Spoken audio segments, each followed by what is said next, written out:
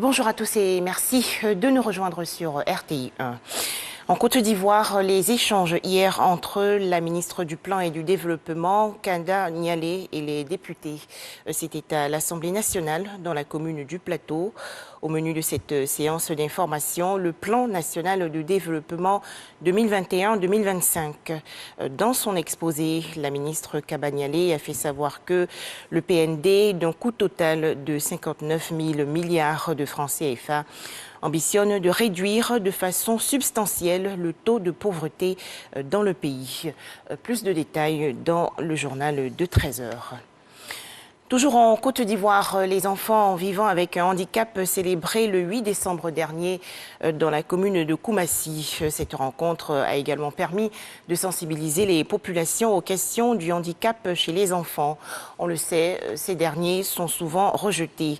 C'était une cérémonie en prélude à la Journée internationale des personnes handicapées.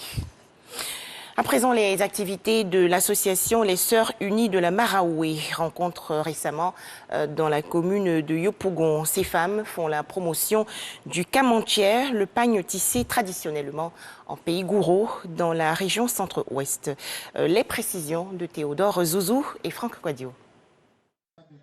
Promouvoir le pagne tissé traditionnel gouro, le kamantier.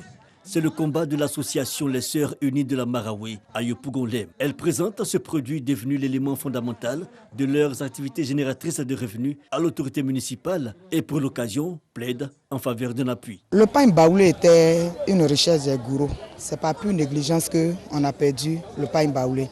Aujourd'hui, on appelle pain baoulé, pourtant c'était pour les gourous. Et c'est cette richesse-là que je ne veux pas qu'on perde.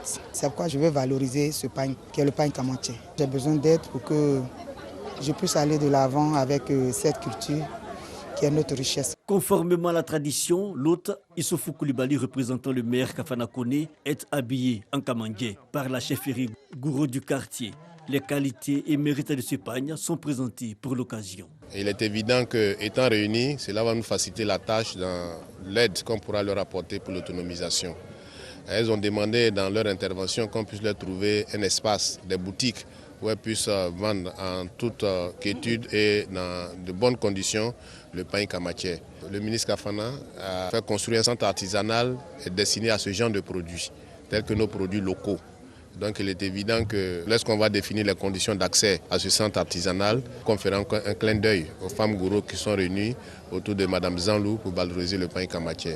Les Sœurs Unies de la Maraoué sont un groupement de 55 revendeuses de ce pagne qui équivaut à 20 peu selon la coutume gourou, peuple du centre-ouest de la Côte d'Ivoire. Cette association est créée depuis 2020 pour conduire ces femmes qui entreprennent en faveur de la pleine autonomisation.